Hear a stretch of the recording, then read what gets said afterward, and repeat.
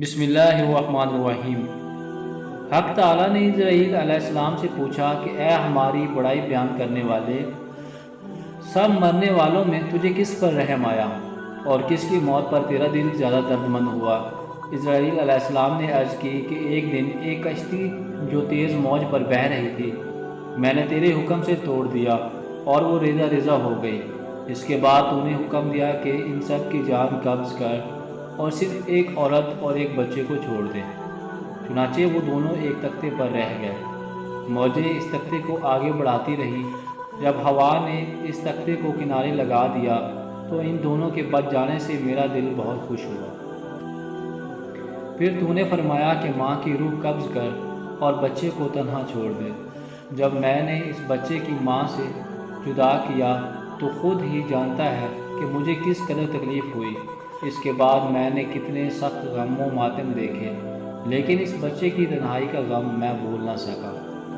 خدا نے فرمایا کہ میں نے اپنے فضل سے موج کو حکم دیا کہ اسے ایک گھنے جنگل میں ڈال دے۔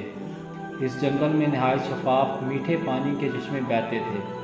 اسی جگہ میں نے اس بچے کی پرورش کی۔ میں نے وہاں لاکھوں خوشنو پرندے بھیجے جو ہر وقت چہچہاتے اور نئے نئے راگ الاپتے رہتے تھے۔ میں نے چنبیلی کے پتوں میں اس کا بستر بنایا اور اس کو ہر قسم کے خوف و خطرہ سے محفوظ کر دیا۔ میں نے آفتاب کو حکم دیا کہ اپنی چلچلاتی دھوپ سے اسے نہ کاٹ اور ہوا کو فرمان دیا کہ اس پر سے آہستہ سے گزرے۔